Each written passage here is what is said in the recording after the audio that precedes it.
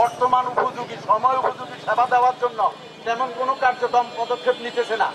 একটা অভিযোগ কেন্দ্রে ৬০ জন লাইনম্যান, ১০,০০০ গ্রাহক, ২০,০০০ গ্রাহক, ১৫,০০০ গ্রাহক একইভাবে চলতেছে। কিন্তু আমরা প্রত্যেকে বলি সেবা দিতে হবে, উত্তম সেবা।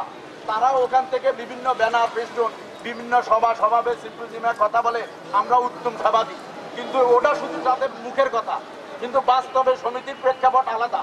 আপনারা দেশবাসী জানেন যে বর্তমানে সার্ভিস ড্রপের জন্য আমরা মিটার স্থাপন করতে পারতেছি না।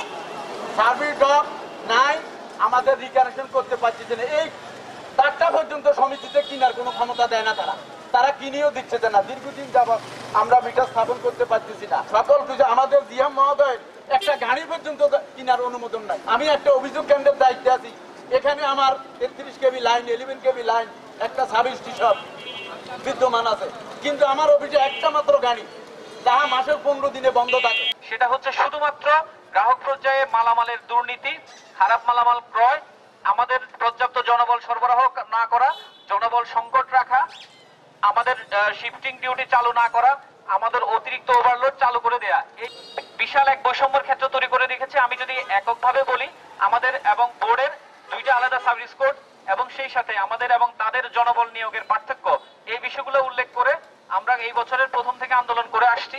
সেটার প্রেক্ষিতে গত 5 জুলাই সিনিয়র সচিব মহোদয়ের নেতৃত্বে একটা মিটিং হয় এবং সেখানে সরকার নির্দেশনা দেয় যে বাংলাদেশ পল্লী বিদ্যুতায়ন বোর্ড রিফর্ম এখন সময়ের দাবি। পত্রিকায় পুরোটা না দিলে